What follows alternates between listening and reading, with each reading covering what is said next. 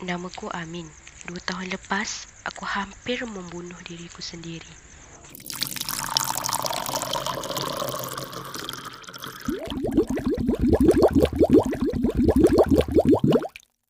Pada suatu pagi, aku mendapat berita ibu dan ayahku telah terlibat dengan satu kemalangan langgar lari.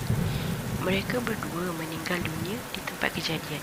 Pada ketika itu, aku merasakan dunia sangat gelap bagiku. Hidupku seolah-olah sudah tiada ertinya lagi.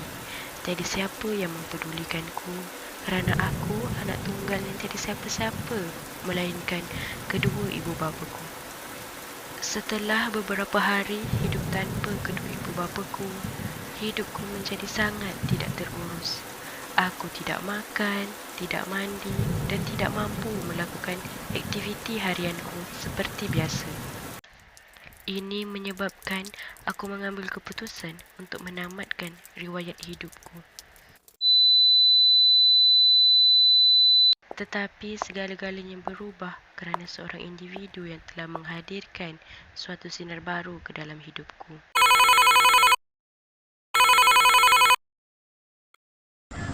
Apa yang membuatkan Puan Ifah nak tolong saudara Amin pada ketika itu?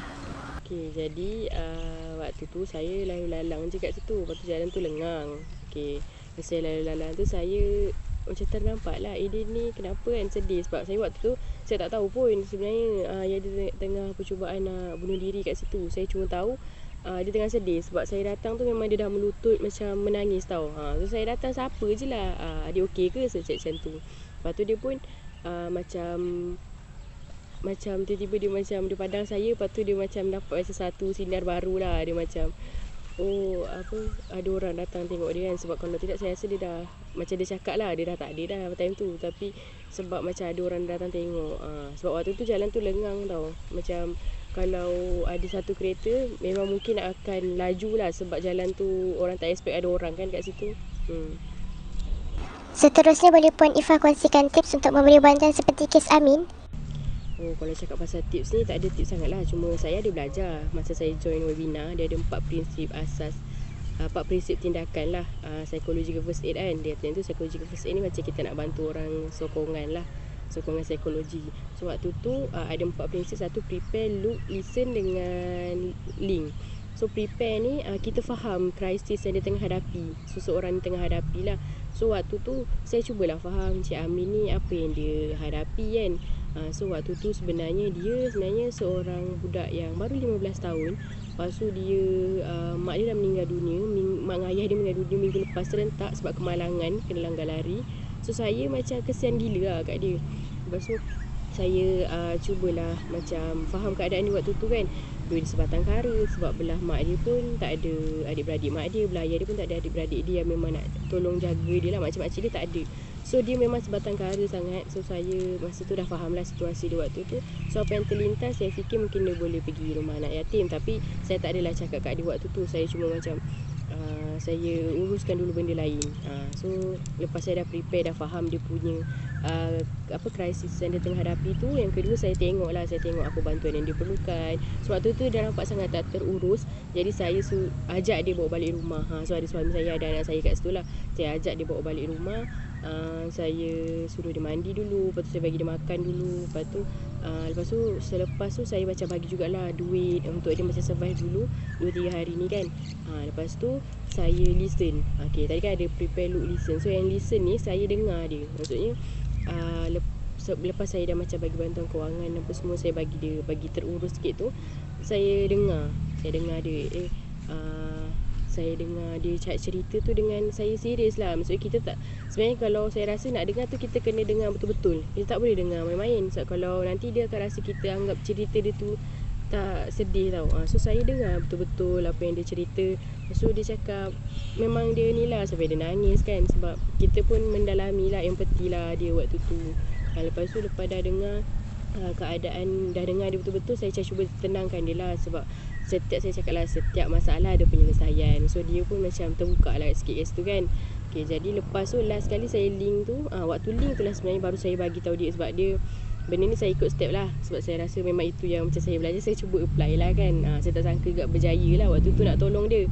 Lepas tu Yang dekat link ni saya bagi tahu dia apa kata kita pergi apa kata dia pergi rumah anak yatim, sebab saya rasa kat situ lagi kehidupan dia akan jadi lagi terurus. Sebab sekarang ni tak ada orang nak jaga dia.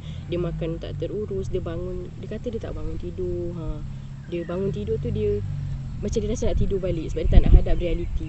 So saya rasa, saya cakap kat dia, kalau dia rumah yatim dia ada kawan-kawan, so dia akan ada macam orang jaga dia, hidup dia lagi terurus. So saya cuma bagi informasi lah kat dia waktu tu, rumah-rumah anak yatim yang dia boleh pergi. Cuma saya tak adalah paksa dia, saya cuma cakap je dulu waktu tu. Lepas tu dia pun macam terbuka sikit lah. Dan saya memang selepas tu dalam beberapa hari memang dia contact saya. So saya ada bagi nombor contact untuk dia contact.